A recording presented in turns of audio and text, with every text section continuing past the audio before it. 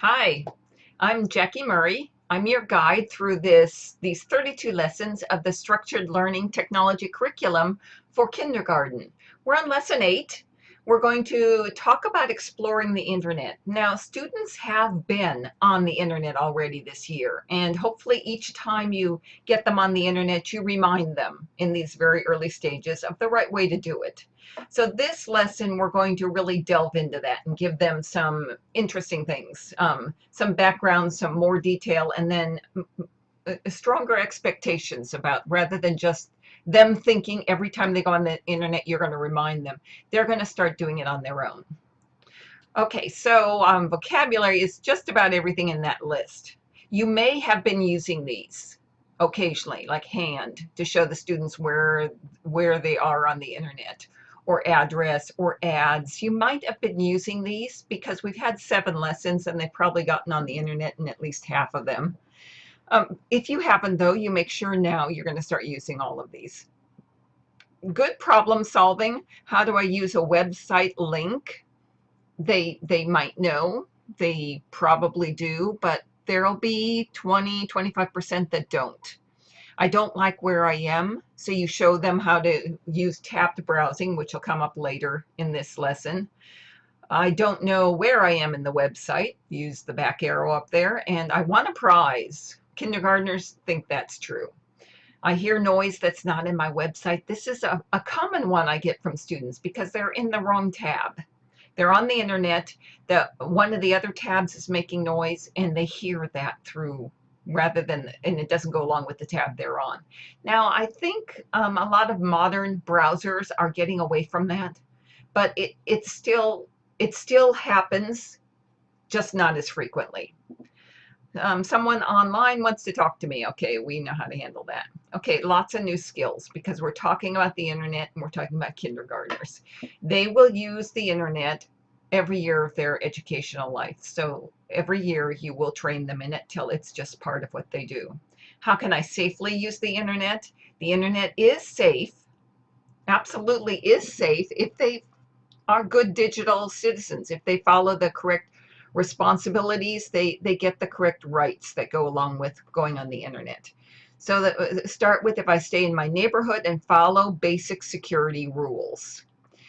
You'll have some parents who think the internet is not safe for their child, and you want to be able to discuss that with them, explain that done right, like anything we do in life, it is safe.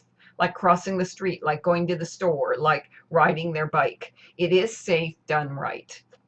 Okay, start them with keyboarding. They should be getting kind of used to this now. Warm them up with that, and then discuss what they know about the internet.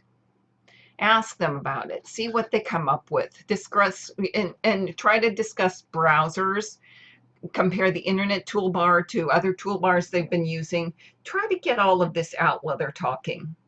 And then have a student volunteer how to get to the internet start page. They've used that already this year. So have someone just come up to the class screen and show that you go here, and this is what happens. And maybe even have them talk about how to stay safe on it. So go over these diagrams. This is the tabbed browsing. This is the parts of the internet. So go over these with students. They're not to be memorized. They're to be comfortable with, because they will use all of these. These aren't just parts that they're never going to run into. They're going to use them. So, okay, then we're going to have open on the student workbook. There are some sites here. This would be a good time to go to these sites. They have, the links are there, and these are also links on internet safety. So have them open one of these up and then use that as an example to what the safe neighborhood is, how to use tab browsing, how to toggle between different sites. So have them use those sites, and then watch a couple of them, whatever you have time for in your class. Watch a few, or have them do this on their own as homework, however you want to address it. But these are some really good sites to talk about safety on the internet. correct way to use a link. And then when they're all done, have them open sites that deal with whatever they're talking about in class, their inquiry. Maybe they're reading stories, maybe they're doing math, but I put a list of stories here. So it's a good default list. If you don't have another list for them, this is a great one to use. Have them go to a couple of these and then practice the safe internet skills that you've talked about, staying in the right neighborhood, clicking, using tab browsing, not talking to strangers, that sort of thing. Okay, and let's see what else, if we've got anything on here that we missed. This is a good one just to go over in general with the students. Puts everything necessary in one spot. And I think that's really about it. All right, guys. We're done. So feel free to ask me questions if you have any. Well, maybe let's see the exit ticket. Yeah, so this is a good one. So 3 to 5 minutes at the end of the class, they are reading these sites. So show your neighbor the digital neighborhood and the site, the ads to be avoided, a link that is okay to use, the back arrow and the home button, so that they can get used to using those. And it's all listed here for them too. So they can just open their own workbook if you use workbooks with them. Probably hard to read, but some of them will be able to read it, some of them won't, or you can just call it out for them. If they do this sort of thing at home or with an adult, then that's a good thing to have the parent do this project with them. Okay, guys, that's it. Feel free to ask questions on our discussion board. Look forward to talking to you and have a great week. Bye.